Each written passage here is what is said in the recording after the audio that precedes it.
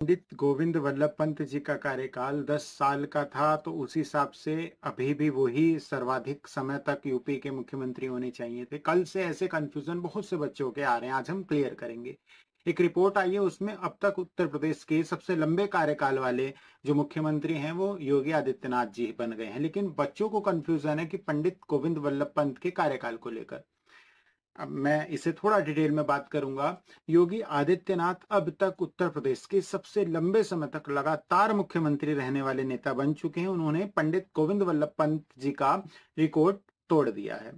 अगर हम बात करें पंडित गोविंद वल्लभ पंत जी के मुख्यमंत्री के कार्यकाल की, तो मुख्यमंत्री बनने की जो तिथि थी वो थी 26 जनवरी 1950, जब भारत गणराज्य बना और उत्तर प्रदेश अस्तित्व में आया था। इससे पहले उत्तर प्रदेश को भी यूपी ही कहा जाता था, लेकिन यूपी का मतलब उत्तर प्रदेश न होकर यूनाइटेड प्रोविंस था।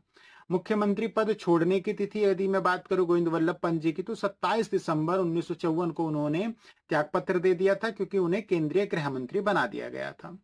तो राज्य बनने के बाद जो उनका कार्यकाल था वो तो 4 साल 11 महीने 1 दिन यानी कि लगभग 5 साल था। तो 8 साल का आंकड़ा कहां से आया? असल में यह गणना उनके कुल मुख्यमंत्री कार्यकाल पर आधारित होती है, जिसमें प्रांतीय व्यवस्था यानी कि जो ब्रिटिश एरा था उसके मुख्यमंत्री कार्यकाल को भी जोड़ा गया है।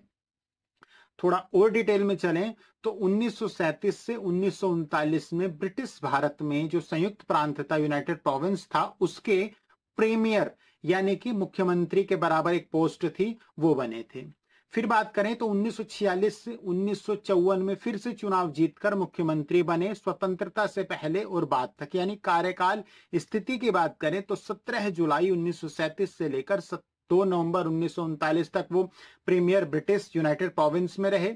2 अप्रैल 1946 से 27 दिसंबर 1954 तक वो चीफ मिनिस्टर रहे यूनाइटेड प्रोविंस और उत्तर प्रदेश के। अब अगर हम जोड़ें तो 1937 से 1939 लगभग 2 साल 3 महीने, 1946 से 1954 लगभग 8 साल 9 महीने, कुल मिलाकर लगभग 10 साल 1 महीने का कार्यकाल।